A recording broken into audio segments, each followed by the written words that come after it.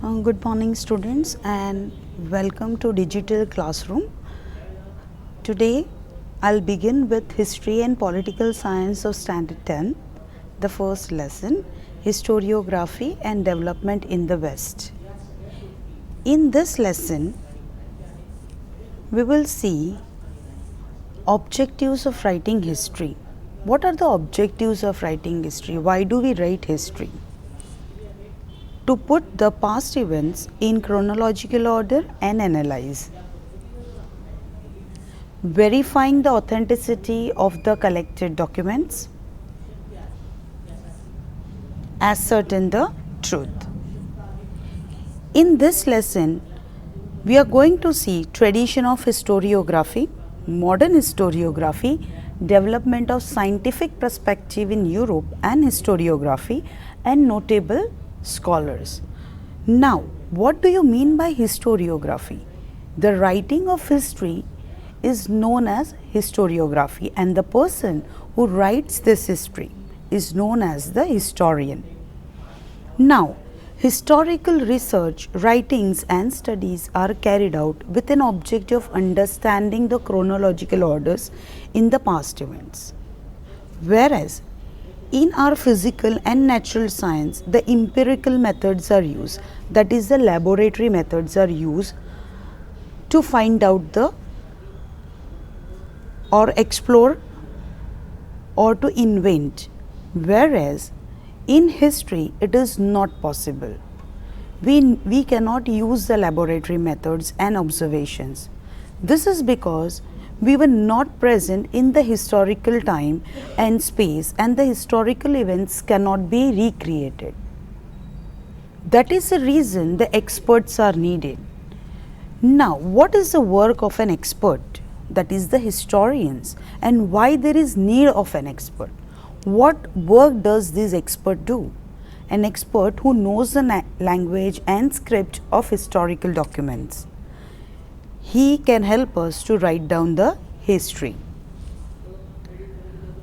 Who can identify, examine the authenticity, the age in which the writing and lettering styles was prevalent. Who can examine the type of paper used, manufacturing date and the age. Knowledge of stamps. Who can verify various historical references. Now, the person having this knowledge or having the criterias in his knowledge, he can help us in finding out the or writing down the authentic history. Now, writing of historical narratives. So, what are the important concepts? Why? So, in this we are going to see examining relevant references of the available historical information. This is for research. Collecting historical information, highlighting the processes that lead historical transitions, carrying out comparative analysis, critically examining of various sources of history, understanding the references regarding time and space of the given historical events, and also various conceptual frameworks used in historical research method. Formulating relevant questions in view of the historical references, and formulating hypothesis. So, these all are the stage, or we can say the steps used for the research of history. Now, we will see the first part, that is tradition of historiography, historical writing and historians, and ancient inscriptions in France. This all students you can see in your textbook. One ancient inscription in France is given. So, that is an important part of your lesson. Why? Because certain questions can be asked, or we can say the comprehensions which is asked for 4 marks can be asked from this type of topics which are there in your textbook. Now, what is tradition of historiography? The critically examining the historical resources and writing the historical narratives. This writing of critical historical narratives is known as historiography. As I have told you previously, that the writing of history is known as historiography, and the scholars who write such narratives are the historians. Now, what were the old tradition of history? What were the things like which had come from many past events, and how these history was, or the historical events were jotted down. So, that was all traditional type of historiography, because the historians could not include every past event in their narratives, or we can say the interpretation of historical events by the historian often depend on the conceptual framework adopted by them. The style of writing was determined by their framework. The tradition of writing historical narratives, that is historiography, was prevalent in ancient society or in ancient communities all over the world. Certain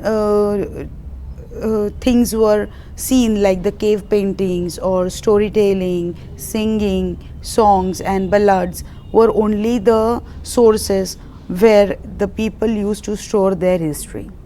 So, these traditional means are looked upon as a source of history in modern historiography. In olden history, what was there? The songs were there, or the stories were there, or paintings were there. So, these all were the traditional type of historical events, or we can say the narratives. But at that time, it was not so we can say upgraded source, like a particular time was written, or a particular sequence was given, or it was 100% sure. No one can give you the theory of 100% surety of your history. So, that was just a tradition of historiography. But modern historiography, what is modern historiography? And it depends upon certain characteristics.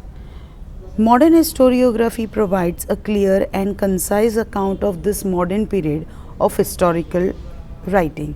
But students, the modern historiography completely depends upon your traditional historiography.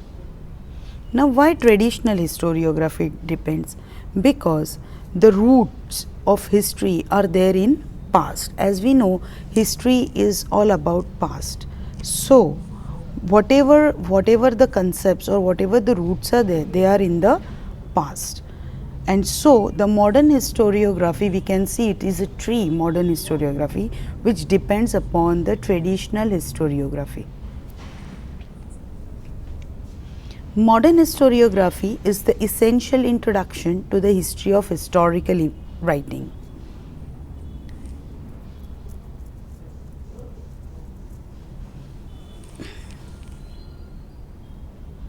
Characteristics of modern historiography. This is very important. There are 4 characteristics of modern historiography. We can see here. Its method is based on scientific principle. It begins with the formation of relevant questions. These questions are anthropocentric. It means that these questions are about the deeds of the members of ancient human societies of a particular period. History does not suggest any interrelation. History does not suggest any interrelations between divine and human deeds. Answers to these questions are supported by reliable evidence. History presents a graph of mankind's journey with the help of past human deeds. Now, these are very important, we can say, 4 characteristics of modern historiography, and the complete, we can say, these are the 4 pillars of modern historiography. The discipline of historiography was first established in 5th century BC with the histories of Herodotus, the founder of Greek history. The discipline of historiography was first established in the 5th century with the histories of Herodotus, the founder of Greek historiography. Development of scientific perspective in Europe and historiography. Europe had achieved remarkable progress till 18th century in the field of philosophy and science. Scholars belonging to one school of thought presented the idea of applying this knowledge of scientific method to study social and historical truths. It also focused on objectivity in history and historiography. History gained importance over the philosophical discourses and divine phenomena. In 1737, Göttingen University was founded in Germany, which had an independent department of history. It became the center of historical studies. So this was an important, we can say, a progress in Europe, where the first university was founded in Germany, which had independent department of history. Now, what are annal schools? Now, annal schools in 20th century gave a new look to the historiography, which arose in France, and the name was given as annal school. Now, annal school gave a new direction to history writing. It was recognized that history is not only about the political events, kings, great leaders, and any other politics, diplomacy, and war, but also it was about the climate, local people, agriculture, trade, technology, means of communication, social divisions, and their collective psychology. So, annal schools were started by French historians. Then we had feminist historiography. This played a very important role. Feminist historiography. Feminist historiography means the restructuring of history from the perspective of the women. The writings of Simone de Beauvoir helped in establishing the fundamentals of feminism. She was French. The feminist historiography emphasized not only the inclusion of women in history, but also on the rethinking of the male-dominated perspective of history. In the historical writing after 1990, women were portrayed as an independent social class. Now we will come to the very important part of notable scholars. The contribution of many scholars are important in the development of historiography. Let us have a look at the contribution of the few notable scholars. In this lesson, we are going to see the scholars such as René Descartes, Voltaire, George William Friedrich Hegel, Leopold von Ranke, Karl Marx, and Michel Foucault. In the coming slides, we will be seeing the detailed knowledge or getting the detailed knowledge of these scholars and what were their thoughts, their thinkings, what information did they give about the history. And they played a very important role in framing the historiography. The first one we are going to see is René Descartes. He wrote the book Discourse on the Method. He felt it is important to verify the reliability of historical sources, especially historical documents, by critical examination.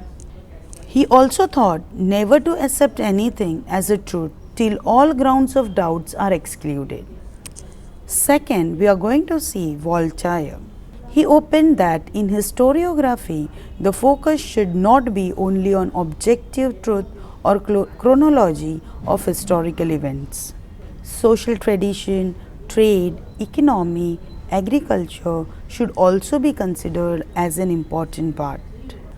Understanding all aspects of human life was also important according to him. Third, we are going to see George William Friedrich Hegel. He wrote two books, that is Encyclopedia of Philosophical Sciences. He wrote books Encyclopedia of Philosophical Sciences, Reason in History. His thoughts: historical events should be presented in logical manner. The order of historical events should be progressive. The presentation of history will change as new evidences will come forth. In order to know true nature of things, one need to know both the sides, that is true and false, or good or bad.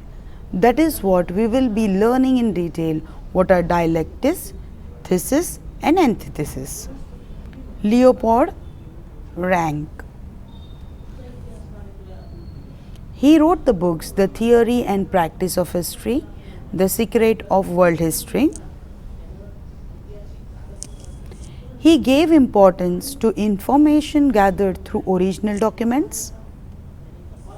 He also stated that all types of documents related with the historical event should be examined minutely with great care.